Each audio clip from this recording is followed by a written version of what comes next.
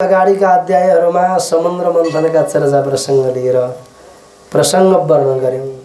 समुद्र मन्थनका कामहरू आरम्भ गरेर देवतागणहरू र दैत्यहरू भएर समुद्र मन्थनबाट प्राप्त भएको अमृत दुवैले बाँडेर खाने भनेर सारा तयारी भए। तर स्वयं दैत्यहरूले खोसेर खान लागेपछि भगवान परमात्माले भन्नुभयो, हे देवगण हो, तपाईहरुले पिर मान्नु पर्दैन। आज जसले अर्काको भाग पनि खोसेर खान्छु भनेर लिन्छ भने उसले आफ्नो भाग पनि गुमाउनु पर्छ। यदि दैत्यहरूले हामी दुवै वर्गले मिलेर गरेको परिश्रम हामी दुवैले बाँडेर खानुपर्छ भन्ने भाव बनाइदिएको भए उनीहरूलाई नदिकन मैले देवतालाई मात्र अमृत पान गराउन मिल्दैन थियो। अब स्वयं दैत्यले एक्लै खानु पर्यो, पाएसम्म हामी एक्लै खान्छौँ भन्नेवाला व्यक्तिलाई अब नदिकन झुक्याएर भए पनि छलेर भए पनि केवल देवतालाई मात्रै अमृत खुवाउनुमा कुनै पनि दोष हुँदैन। त्यसै हुनाले गरिकन भगवान परमात्मा भन्नुहुन्छ, सम्झना गराउनुहुन्छ, स्मरण गराउनुहुन्छ प्रेमपूर्वक। त्यसै कारणले गर्दा देवगण हो, तपाईहरुले पिर मान्नु पर्दैन, निश्चय नै अमृत हजुरहरूले पनि पाउनुहुन्छ भनेर अमृतका सारा तयारीहरू भए। भगवानले मोहिनी अवतार धारणा गर्नुभयो। सारा दैत्यहरूको बीचमा जाँदाखेरि अहम पूर्वम म पहिला खान्छु, त कहाँ पहिला खाने भनेर उनीहरू दैत्य नै झगडा गर्न लागेर छन् रामधम। अनि दैत्यकै झगडा जब सुरु भयो अनि अत्यन्तै रूपवती बनेर विष्णु नारायण भगवान जाँदा अनि त्यो अमृतको रसास्वादन भन्दा पनि विष्णु नारायण जो मोहिनी बन्नु भएको छ तिनको रूपको आस्वादन गर्नमा दैत्यहरू लट्ठ परेर, ओहो देवी, यति सुन्दरी यति दिव्य रूपवती त हामीले संसारमा अहिलेसम्म कुनै पनि कन्या नारीलाई देख्या छैन। देवी कताबाट यात्रा गर्दैछौ, आऊ आऊ हाम्रो समूहमा बसौँ आऊ। अनि आउनुभयो स्वयं मोहिनी भगवान, बडो हेर्दामा रूपवती, अत्यन्तै दिव्य। अनि मुस्कुरावटका साथमा भन्नुभयो, दैत्यहरू हो, होइन यत्रो कोलाहल र झगडा केका लागि तिमीहरूको किन गरिरहेका छौ भन्दा देवी त्यहाँ एउटा समुद्र मन्थन गर्या। समुद्र मन्थनबाट एउटा अमृत प्राप्त भएको थियो। अनि त्यो अमृत यसो खान भनेर लाया, एकअर्कामा यसो झगडा गर्छन्, क्या विवाद गरे अलिअलि। ओहो हो, मैले सुनेको थिएँ समुद्र मन्थनबाट अमृत आयो। अनि त्यो अमृत मन्थन गर्ने बेलामा चाहिँ देवताहरू थिएनन् भने कहाँको देवता र हामी दुवै वर्ग भएर गरे। अनि देवतालाई चाहिँ कति दियो त अमृत भने देवतालाई दिएको छैन, देवताको भाग हामीले खोसेर खान लाया हो। तर हामीमा विवाद हुनाले गर्दा हामीले खान सकेका छैनौँ। यो हो तिमीहरूको वास्तविक स्वभाव। समुद्र मन्थन गर्ने बेला दुवै वर्गले मिलेर समुद्र मन्थन गर्ने, अनि खाने बेलामा एक्लै तिमीहरू मात्रै खान खोज्ने हो भने अहिले यसो गर्नेवाला तिमीहरूले भोलिका दिनमा ल मलाई कुनै बेलामा मन बराएर बे गरेर घर लयो भने मिठो मिठो जति चाहिँ तिमीहरू आफू खाने रहेछौ अनि नमिठो जति चाहिँ मलाई दिने रहेछौ। यसो गरेपछि त के अर्थ भयो? तिमीहरूसँग सम्बन्ध सुध्रेला जस्तो छैन भने भला आदमी बनेर दैत्यहरू होइन। कहाँ हामी झगडा गर्छौँ र देवी त्यस्तो खालको हुँदै होइनौँ। हामी बडा ज्ञानी खालका छौँ, 2-4 जना मात्रै हो त्यस्ता फटाहरू। तिनीहरूलाई हामी तल लगाउँछौँ, तिमी बस्दै गर देवी। यति सुन्दर बेकै कुरा ल्याइसकिन् देवीले, बडा राम्रो कुरा भयो।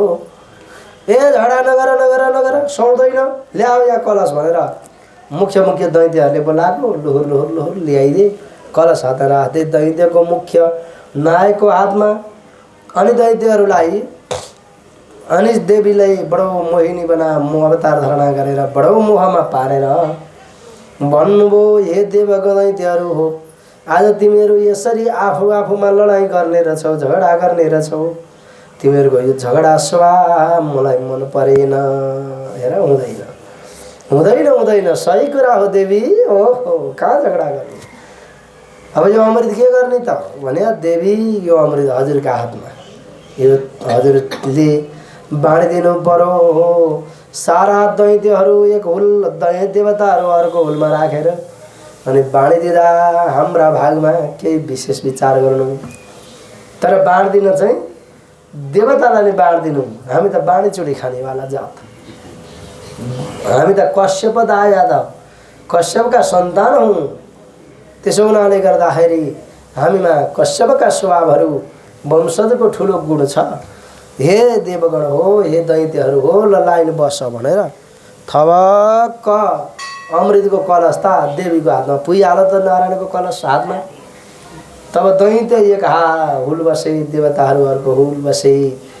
अनि भगवान्ले सुटुक्क दैत्यको मुख्य व्यक्तिहरूलाई के भन्नुभयो भने यहाँ हेर्नुहोस् त यो अमृत माथि माथि चाहिँ पातलो रहेछ अनि तल चाहिँ बाग्लो छ।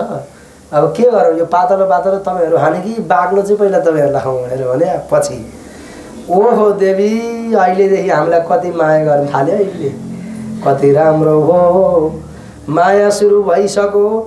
यो माथि माथिको पातलो पातलो दही देवताहरूलाई खुवाइदिनुहोस्, पातलो पातलो देवतालाई खुवाइदिनुहोस्। अनि त्यो बाक्लो बाक्लो बडा राम्रो तरसहितको के हुन्छ त्यो चाहिँ हामीलाई लौ हुन्छ देवी जानुहोस् देवताका हुलमा भनेपछि प्रसन्न बने दैत्य मोहित बनाइदिनु भयो। त्यो बाक्लो र पातलो हुनेवाला के हाम्रो मोही हो र हजुर। मोही पो अलि बेर आएपछि माथि माथि पानी र तल के हुन्छ होइन त अलि बाक्लो हुन्छ।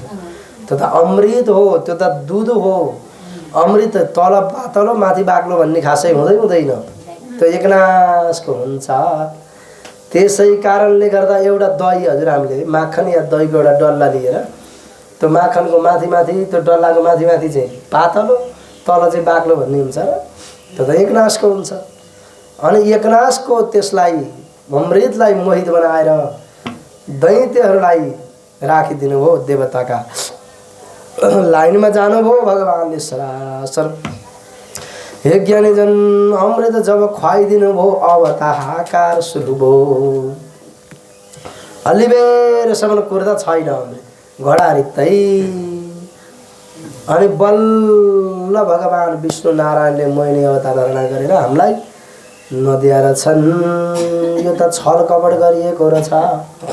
अब झट्ट कथा सुन्दाखेरि कता कता हेर्नुहोस् त कस्तो नारायणले पनि छल्ने, कस्तो भगवान्ले पनि विभेद गर्ने, कस्तो अत्याचार भने जस्तो लाग्छ क्या हामीलाई। झट्ट हामीले सामान्य तरिकाले कथा सुन्दा त्यस्तो बुझ्नु मेरो छैन। भगवान्का पाला पनि कति छल कपट, तर यहाँ छल कपटको वास्तविक अर्थ हामीले के बुझ्नु पर्यो भने एउटा अन्याय दिनेवाला व्यक्ति र अरूलाई अन्याय दिएर अपराध गर्नेवाला व्यक्तिलाई भगवान्ले छल कपट गरे होइन, दण्ड दिएको हो। दण्ड दिने प्रकारहरू धेरै किसिमका हुन्छन् सज्जन हजुर। हाम्रो पहिला पहिला फाँसी चढाउँदा पनि तरिका विदेशतिर पनि अझै छ होइन। फाँसी चढाउँदाखेरि फरक फरक तरिकाले चढाउँछन्। कसैलाई झुन्ड्याउने, कसैलाई गाड्ने, कसैलाई कुनै हतियारले प्रहार गर्ने, कसैलाई हजुरको छातीमा गोली हान्ने, कसैलाई किला रोप्ने, कसैलाई झुन्ड्याउने, अनेक प्रकार हुन्छन् नि। दण्ड दिने पनि प्रकार जेलमा फरक फरक हुन्छ नि त।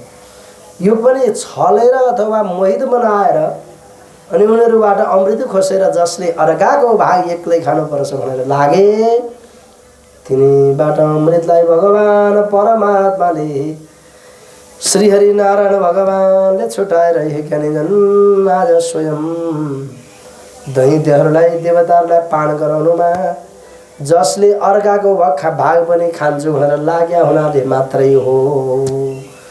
यहाँ त के हो भने छल र कपट परमात्माबाट भयो भन्नेतिर ध्यान दिनुभन्दा पनि कर्मको फल पाइयो भन्ने अर्थ बुझ्नुपर्छ।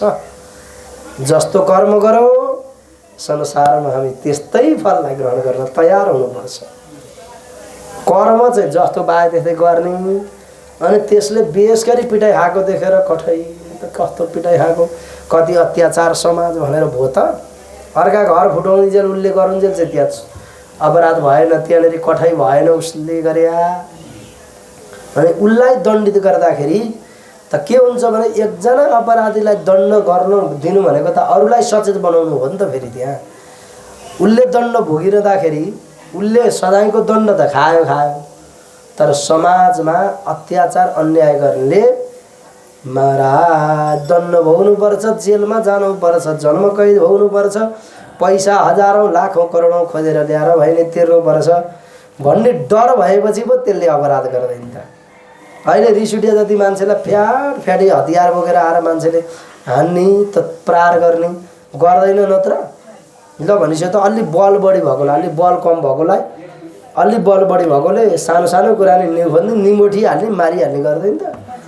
तर उसलाई के डर हुन्छ भने मैले अहिले निमोठेर हुँदैन, अहिले मारेर हुँदैन, पछि मलाई यसको दण्ड बडा भारी सहिन सक्नुहुन्छ भन्ने त्यो डर हुन्छ र पो रिसको आवेगमा जे पाए त्यही गर्दैन त। त्यहाँ अन्याय कसले गरेको छ भन्ने त खोजी पछि आवश्यक पर्यो भने कानुनले गर्छ नि त। त्यसै कारणले गर्दा आज भगवान परमात्माले पनि पहिला हामी एक्लै खान्छौँ भनेर अर्काको भाग खोसेर खाँदा त्यहाँ न्याय होला भन्ने सोच्न नसक्नेवाला व्यक्तिले पछि आफूलाई अन्याय भयो भनेर भगवान पुकार गएर रोएका भरमा भगवानले त्यो सुन्नुहुन्न। यो सत्य कुरा हो सज्जन। अहिले हजुर हामी भन्छौँ नि, अहिले हजुर हामीले दिएको श्राप लाग्छ कि लाग्दैन? बुद्धिबक्सेला हामीले दिएको श्राप लाग्छ।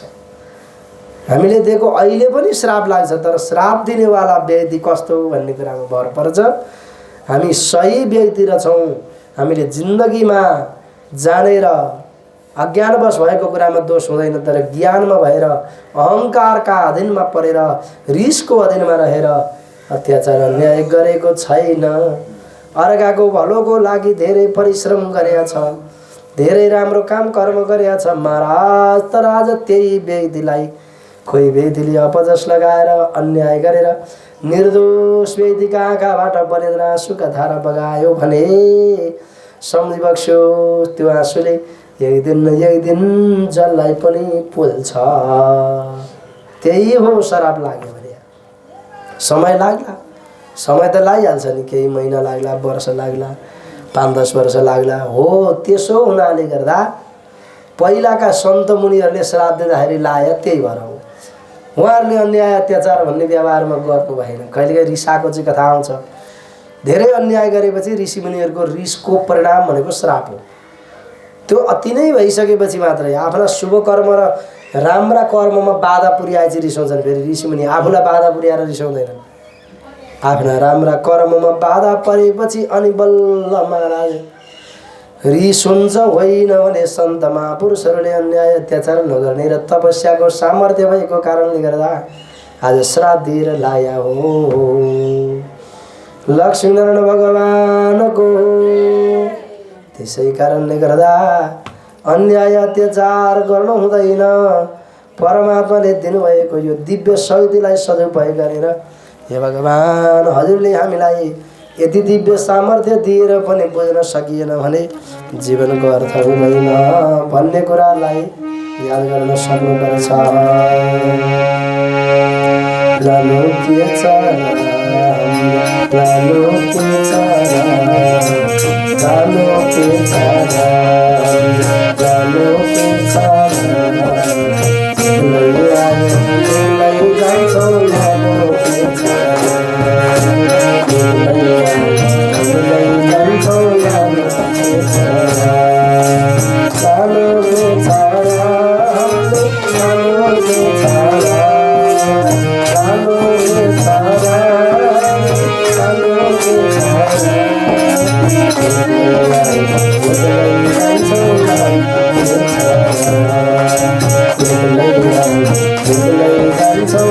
लानु के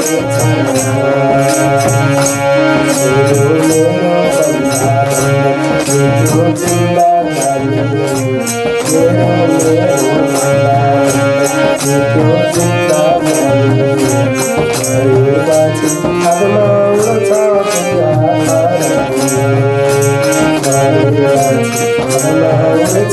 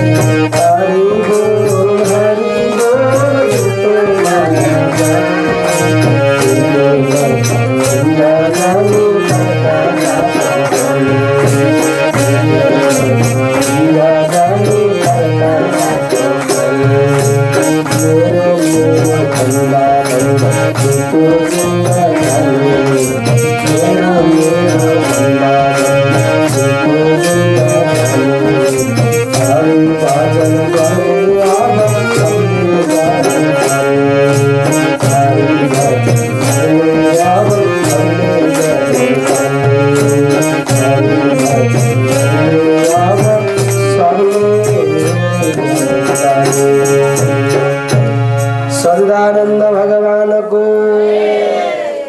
त्यसै कारणले गर्दा अहंकार अभिमानपूर्वक झगडा द्वन्द्व लडाईँ त्यसलाई मैले जाने छ भन्नेतिर जानु हुँदैन, त्यसले कल्याण हुँदैन। फलानुसँग मेरो यो विषयमा विवाद भयो, अब त्यसको समाधान गर्ने उपाय लगाउनु भनेर बुद्धि प्रयोग गर्न सकिन्छ। समाधान त गर्नु पर्यो, अर्काले अत्याचार गर्यो, अन्याय गर्यो, अब त्यसको उपाय के त भन्नेतिर जानु राम्रो। तर व्यर्थको द्वन्द्व फैल्याउनु अर्थहीन हुन्छ। आज नभन्दै देवताहरू अमृत पान गरेर अमरत्व प्राप्त गर्दैछन्, तर दैत्यहरू अलपत्र परे, किनभने अर्काको भाग खोसेर खान्छु भनेर लाग्नाले गर्दा। हुने रहेछ त हुँदैन। हामीले सिकौँ है, अरूलाई पनि अराउनुपर्छ। हामीले यो कुरो शास्त्रले भनेको हो भन्ने बुझिबक्सेला, मैले मात्रै भने होइन। वेदले त्यसै भन्छ, शास्त्रले त्यही भन्छ, त्यही कुरा गुरुहरूले भन्नुहुन्छ, त्यसलाई हामीले स्वीकार्ने बानी गर्नुपर्छ। कहिलेका मान्छेमा हुन्छ नि, यसले भने के मानिरहनु, यसले भन्दैमा हुन्छ, यसले भनेको कुरा मान्नै पर्छ भन्ने छ र भन्ने खालको मान्छेमा अहिले कहिलेकाहीँ कसैले राम्रो अर्थी बुद्धि दियो भने मान्छेलाई चित्त बुझ्दैन। बुझ्छ र हजुर? दुष्ट मान्छेको मनमा, दुष्टमा नभएको मान्छेको मनमा अर्थी गाली, अर्थी पनि के हुन्छ अरे भने गाली तुल्य बिजाउँछ अरे। त्यो हुनाले गर्दाखेरि गाली तुल्य बिजाउने बन्नु हुँदैन, अर्थीलाई हामीले स्वीकार्न सक्नुपर्छ। दुष्टका मनमा अर्थी गाली तुल्य बिजाउँछ, दूध पान गरे सर्प खाली विष बगाउँछ। नीति श्लोकहरूमा त्यसो भनेको छ। लेखनाथ पौड्यालले त्यसलाई अनुवाद गर्नुभएको हो। नीतिपरक श्लोकहरू संस्कृतमा लेखिएका थिए ती श्लोकहरू, अनि तिनलाई हजुरको बडा सुन्दर ढङ्गबाट रचना गर्नुभयो, लेख्नुभयो लेखनाथ पौड्यालले। शिरोमणि, कवि शिरोमणि हुनुहुन्थ्यो। त्यसै कारणले गर्दा मान्छेले महत्त्वपूर्ण कुरालाई अहिले स्वीकार गरेर शान्त बन्ने वातावरण बनाउनु पर्छ। अहिले संसारै शान्त बनाउनु पर्ने शिक्षा जगतलाई दिनै पर्ने भएको छ। कस्तो अचम्म छ हेरिबक्सेस् त। हिजो भर्खर एउटा न्युज सुनेको थियौँ हामीले, इरानका अमेरिकाका राष्ट्रपति डोनाल्ड ट्रम्प भन्ने व्यक्ति भागे अरे क्या। अब न्युज कहाँसम्म सत्य हो त्यो दैव जाने, तर जे भए पनि केही न केही त हो नि। त्यहाँ डराउनु पर्ने अवस्था त बनिएर छ नि त। हेरिस त अब जबकि त्यस्तो महान, त्यत्रो विश्वको शक्तिशाली देशका राष्ट्रपतिलाई तनाव किन बोक्नु पर्यो त? के कुराको अभावले तनाव बोक्यो? टेन्सन त रहेछ उनलाई पनि भने। महाराज चिन्तन बिनाको मान्छे त अर्थै हुँदैन, तर चिन्ता जिन्दगीमा कहिल्यै हुनु हुँदैन। या टेन्सन भने हजुर हाम्रो चिन्तन हो, तनाव भने चिन्ता हो, टेन्सन भनेको चिन्ता हो। तर केही गर्नुपर्छ भन्ने विचार र भाव नभएको मान्छे त फेरि त्यो अर्थै छैन। जिउँदै मर्याको भने नाम कसको, उद्यम बिना वित्त छ काल जसको। जिउँदै मर्या कसलाई भनिन्छ? जसले उद्यम गर्दैन, काम गर्दैन। तर काम सुन्दर ढङ्गबाट कसैसँग द्रोह र झगडा नगरिकन काम गर्ने हो भने हजुरको राम्रै काम पनि बन्छ, तनाव पनि हुँदैन, चिन्तन हुन्छ, त्यहाँ चिन्ता हुँदैन। अब चिन्ता केले गराउँछ? काम गरे जस्तो देखिन्छ, उन्नति प्रगति गर्नलाई सङ्घर्ष गरे जस्तो देखिन्छ, तर त्यो अहङ्कारले गर्दा आफै नासिनुपर्ने बन्छ। त्यसै कारणले गर्दा आज दैत्य जनको अहङ्कारले आफै बडो दुःखमा परे, घनघोर लडाइँ भए। तत्पश्चात गएर अन्तिममा देवताहरूले नै विजय हासिल गरे। बलि आदि गरेका राजाहरू मृत्युमा प्राप्त हुँदाखेरि सञ्जीवनी विद्याका ज्ञानका माध्यमबाट पूर्ण जीवनदान प्रदान गर्नुभयो। शुक्राचार्य गुरुले भन्ने प्रसङ्ग कथाहरू विभिन्न महापुराणहरू, वामन पुराण, त्यसै गरी हजुरको विष्णु पुराण, श्रीमद् भागवत लगायतका शास्त्रहरूमा वर्णित छन्। र अहिले यतिखेर प्रसङ्ग कहाँको रह्यो भने अब नागहरूले कालो सर्प, कालो पुच्छार बनाइदिएर उच्च श्रवा घोडाको हजुरको दासी बनाए विनतालाई। अनि जन्मनुभयो। एउटा अण्डज तत्त्व थियो, पहिला एउटा अण्डज थियो, त्यही अण्डजलाई फोडेर त्यहाँबाट बिस्तारै गरुडको जन्म भयो। अरुण र वरुण नाम, गरुड नाम गरेका दुईटा पुत्रको जन्म भयो, एउटा अरुण एउटा गरुड। अनि गरुड यति बढ्दै बढ्दै बढ्दै बढ्दै जानुभयो, विशाल काया भनेको शरीर अत्यन्तै महान बन्दै गइसकेपछि आज तिनै गरुडले अब बिस्तारै अगाडि बढ्दै जाँदा जब गरुडको महान शक्ति र तेज देखेपछि सारा देवताहरू आकार गर्न लागे। उड्नुभयो आकाशमा। स्वर्गादि लोकहरूमा गरुड उड्दाखेरि सारा देवताहरू भयभीत भए। लौ न यो के जीव हो, बाण हानेर मारौँ कि भनेर लाग्दा कसले सक्छ गरुडलाई बाण हानेर मार्न? सकिँदैन। सामान्य शक्तिका हुनुहुन्न, अत्यन्तै दिव्य शक्तिले भरिपूर्ण हुनुभएको गरुडको सामर्थ्य तपाईँ हामीसँग सम्भव हुँदैन भनेर सारा देवता नतमस्तक हुनुभयो, नमन गर्नुभयो। गरुडको सामर्थ्य सबै जगतले बुझ्नुभयो। अनि गरुड देवताले गर्नुभएको त्यो दिव्य सामर्थ्य र शक्ति देखेपछि एक दिन भगवानसँग टुप्लुको बाटामा भेट भएछ। अनि एक समय महाराज अनि भेट भएपछि भगवान परमात्माले भन्नुभयो, गरुड ओहो कति दिव्य शक्ति। परमात्माको गरुडजीले भगवानको अत्यन्तै दिव्य स्तुति गान गर्नुभयो परमात्मासँग। जब भेट भयो, भगवान कस्तो हुनुहुन्छ परमात्मा भन्दा तमोत्तम सर्वमिदं चराचरम गवस्तिभिरिभानुरिभावभाससि समाक्षिपन् भानुमत प्रभावं हो समन्तकं सर्वमिदं ध्रुवा ध्रुवं। हे प्रभु तपाईँ धन्य हुनुहुन्छ, महान दिव्य हुनुहुन्छ, परम प्रकाशित हुनुहुन्छ। सूर्यनारायण भगवानको पनि स्तुति गान गर्नुभयो, नारायण भगवानको परमात्माको पनि चिन्तन गर्नुभयो।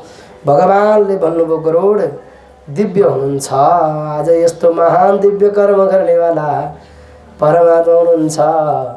आज हजुरका चरणमा नमन छ, मेरो कोटि वन्दना छ भनेर जब बडो भक्तिपूर्वक नमन गरिसकेपछि अनि भगवान परमात्मालाई सँग प्रभु ल वरदान मागौँ भन्दाखेरि गरुड भगवानले लाई परमात्माले भन्नुभयो, बाबु आजका दिनबाट मेरो तिमी महान भयो, मेरो साथमा हिँड्नेवाला अतुल शक्तिले परिपूर्ण भयो।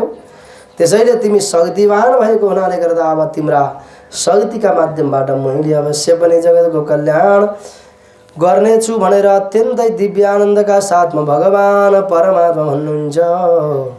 आज यस्ता प्रकारबाट अत्यन्तै दिव्य महाशक्तिले परिपूर्ण भन्दा आज यतिखेर गरुडले अनेक लीलाहरू गर्नुभयो। एक दिनको कुरा बुझिबक्सला। राहु भन्नेवाला व्यक्ति जसले हजुरको अमृत पान गर्ने बेलामा स्वरभानु नाम गरेको स्वयं व्यक्ति थिए, दैत्य थिए।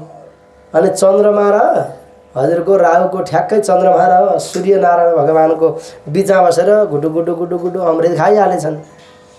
अमृत खाएपछि अनि थाहा दिए सूर्य र चन्द्रमाले।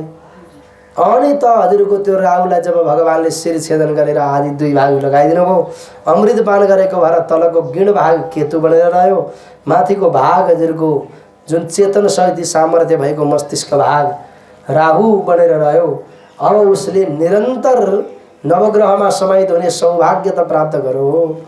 तर महाराज सदा सर्वदा चन्द्रमा र आज सूर्यलाई ग्रहण लगाएर बार बार दुःख दिन लाग्दा आज यति धेरै कष्ट भयो। सूर्यनारायण बडो दुखी हुनुभयो।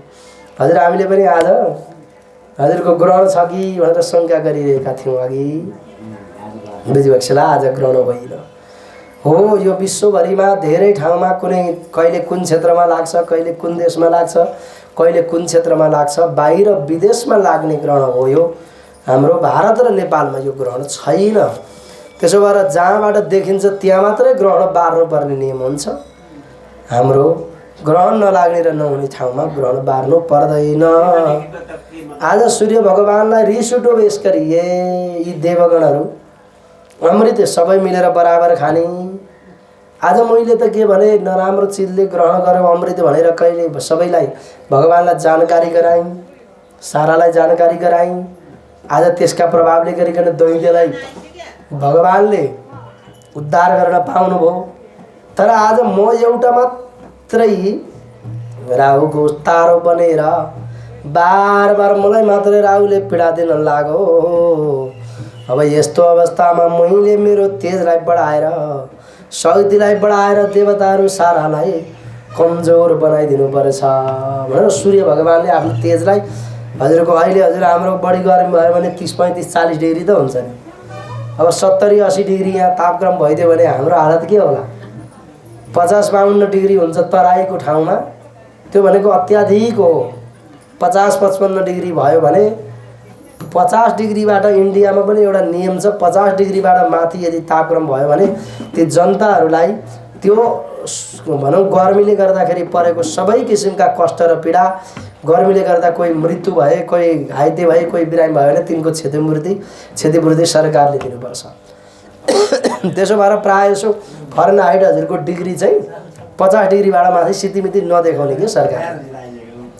सच्चिदानन्द भगवानको त्यसै कारणले गर्दा आज सूर्य भगवानले यति तेज वृद्धि गर्नुभयो, सारा हाहाकार गरेर मर्न लागे। अब कसो गर्ने भनेर गरुड भगवानका शरणमा गएर हे गरुडदेव अब कसो गरौँ, हामी त आपतमा पर्यौँ। तपाईँको जन्म भयो, भगवान परमात्माको तपाईँ बाण हुनुभयो, यदि दिव्य स्वरूप तपाईँको छ। अब हामीलाई आपत परेको छ, कष्ट परेको छ, तपाईँले रक्षा गरिदिनु पर्यो भनेर आज वरुण गरुड देवतालाई आग्रह गर्दा अनि गरुड देवताले अरुण भन्ने आफ्ना भ्रातालाई ठुलो शरीर बनाएर सूर्यनारायणको किरणलाई झ्याप्प छेक्ने बनाएर ठ्याक्कै अगाडि खडा गरिदिनु भयो। सच्चिदानन्द भगवानको अनि तत्पश्चात गएर खडा गरिदिएपछि सूर्यनारायण भगवानको तेजबाट केही शान्त भए देवगणहरू फुलमाला गुच्छद्वारा स्वागत गर्नुभयो। लाजा वृष्टि भयो, पुष्प वृष्टि भयो, धुन्धुबिया बजे, घण्टनाद बजो, शङ्खनाद बाजा मृदङ्गहरूद्वारा तत्रारुणश्च निक्षिप्तो दिशं पूर्वं महादूते अरुणं चात्मनं पृष्ठम् आरोप्यं सपेतुर्गृहादे।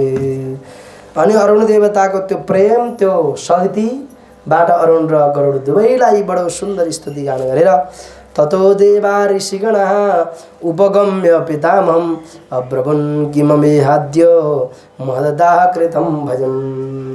भयले पीडित भएका सबैले गएर ब्रह्मादि देवताहरूसँग स्तुति गरेर आज गरुड देवताले रक्षा गरिसकेपछि प्रसन्न भए, सारा जगत आनन्दमा प्राप्त भए। हे ज्ञानीजन, यस्ता प्रकारका अत्यन्त दिव्य लीला गरुड भगवानले गर्नुभयो।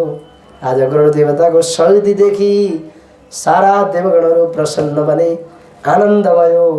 जो कोही व्यक्तिसँग भएको विशाल शक्तिको देश निर्माणका लागि, देशको हितका लागि, जनता हितका लागि कोही व्यक्तिले आफूसँग भएको शक्ति प्रयोग गर्यो भने त्यो भगवान तुल्य मानिन्छ कि मानिँदैन भनिन्छ त? अहिले पनि मानिन्छ।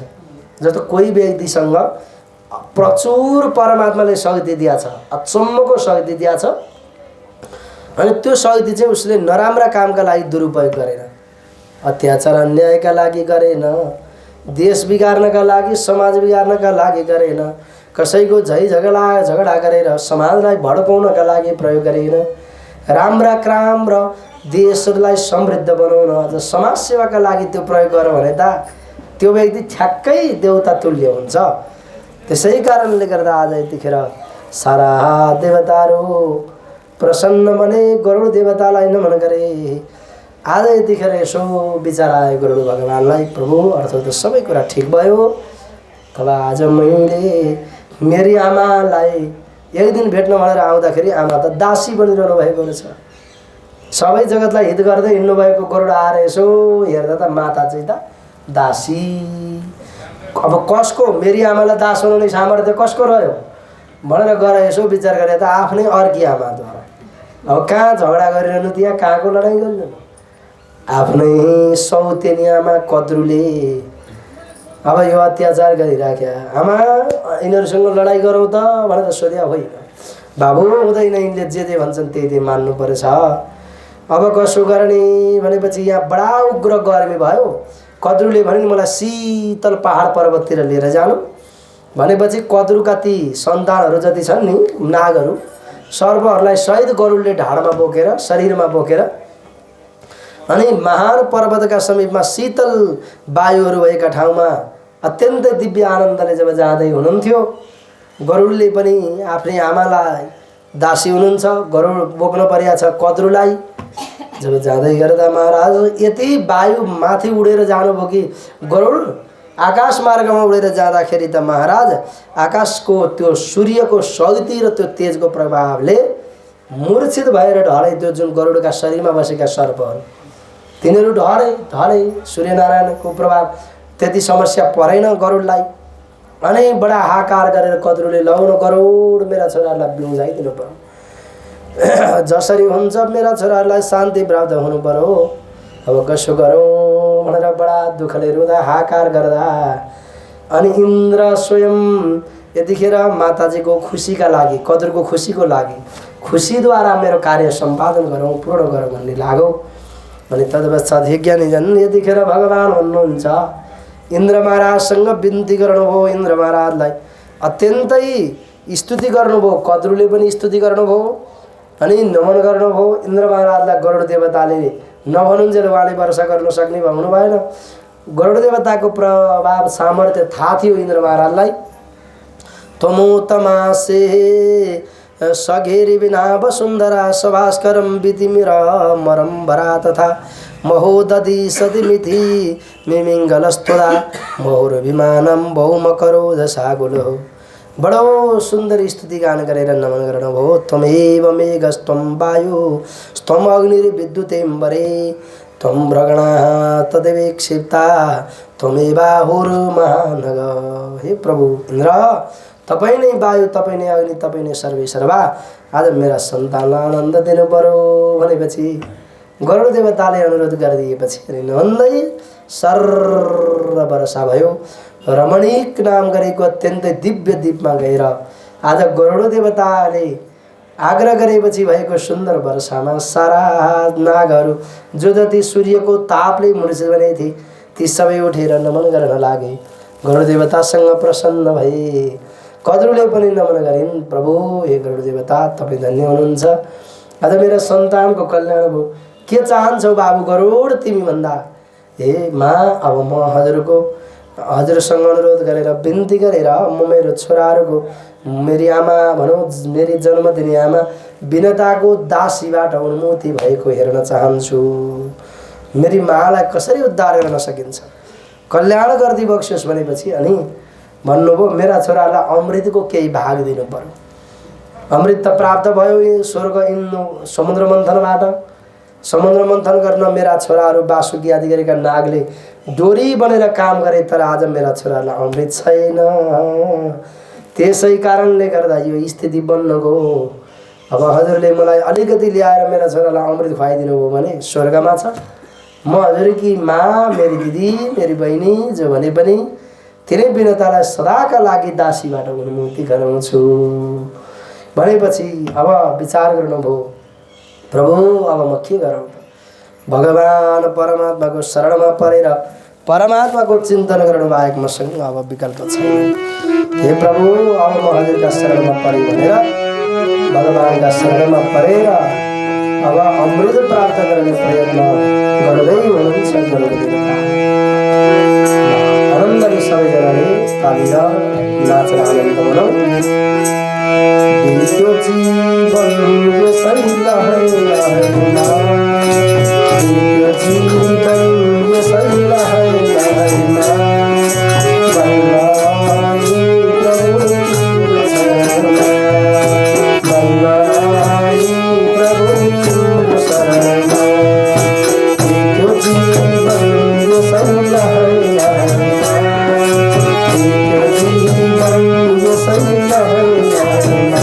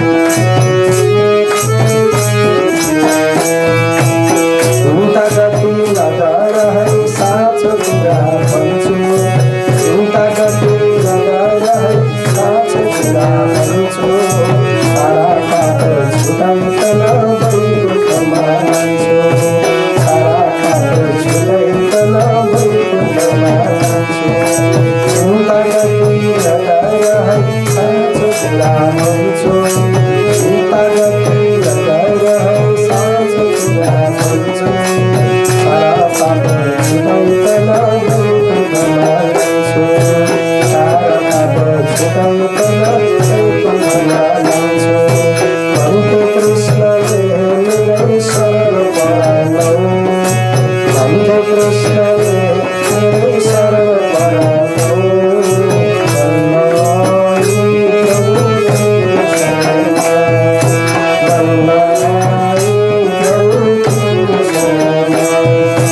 चिन्ता गति लगाएर साँचो कुरा भन्छु चिन्ता गति लगाएर साँचो कुरा भन्छु सारा पाप छुटाइकन वैकुण्ठमा लान्छु सारा पाप छुटाइकन वैकुण्ठमा लान्छु भन्थे कृष्णले मेरै शरण परालौ भन्थे कृष्णले मेरै शरण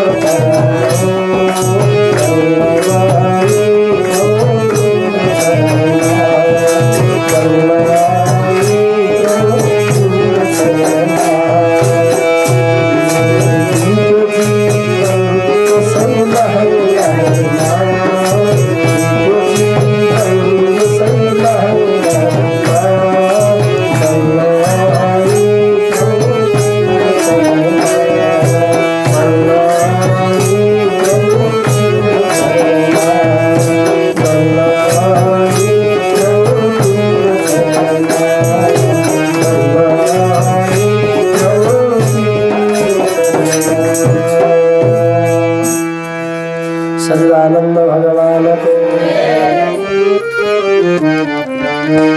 यस्ता प्रकारबाट भगवानको चिन्तन भयो नमन भयो सम्झना गर्नुभयो सविचिन्त्या प्रविधि पक्षी मातरं विनतं तदा किं कारणं मया तात कर्तव्यं सर्वभाषितं पिताजीलाई गएर सोध्नुभयो त्यो कश्यपलाई सुरुमा कश्यप मुनिले भन्नुभयो तिम्री माँ सौतेनी माँ कद्रुले गरेको यो किसिमका वचन बाजी राखेका कारणले गर्दा उच्च श्रवा नाम गरेको घोडाको सेतो पुच्छर छ भनेर दाबी तिम्री आमाले गरिन् अनि कालो पुच्छर छ भनेर कपडपूर्ण ढङ्गबाट त्यसमा सर्प लपेटेर कद्रुले यो कपड गरेकी रहेछिन्।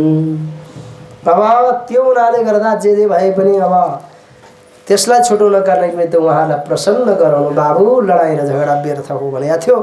त्यसैले नमनलाई यो मौका र अवसर आयो अनि भन्ने कद्रुले पनि कडा नै राख्या हो नि प्रतिज्ञा त प्रति होइन त हजुरको राख्या अत्यन्तै हजुरको शर्त त कडा नै हो।